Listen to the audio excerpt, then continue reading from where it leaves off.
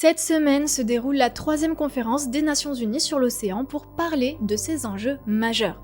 À cette occasion, je vous propose de parler de l'histoire de notre rapport aux ressources marines ainsi que du concept de zone marine protégée où paradoxalement, 86% de ces zones en Europe sont exploitées par les méthodes de pêche intensive.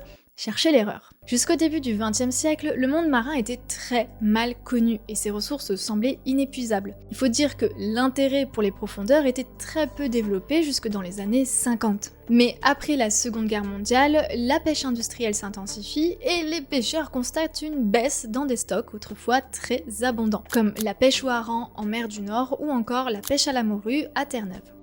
On prend conscience que les ressources ne sont pas inépuisables et qu'il y a des conséquences sur tout un système écologique. Spoiler, la gestion de la pêche à la morue est un véritable échec et son économie s'effondre à la fin des années 80. Des pionniers de l'océanographie comme Jacques-Yves Cousteau ou encore Anita Conti aident à la sensibilisation du milieu marin auprès de l'opinion publique. Le concept de zone marine protégée se développe pour protéger les espaces remarquables et les espèces menacées, le but étant de concilier à long terme leur protection et l'exploitation humaine. Mais à partir des années 80, on se pose déjà la question de leur efficacité dans celles où l'activité d'extraction et les méthodes de pêche destructrices continuent. Pourtant, il existait déjà des pratiques de régulation des stocks bien avant qu'on qualifie la pratique de manière moderne en réponse à une chute de la biodiversité. Dans la culture polynésienne, il existe le concept de rahui qui consiste en une zone de terre ou de mer fermée à l'exploitation. Elle est imposée par un leader, souvent sur une période de temps, pour permettre aux ressources de se renouveler et indirectement ça permet une protection de la biodiversité en général. Un autre exemple à Palaos en Micronésie où les communautés apprennent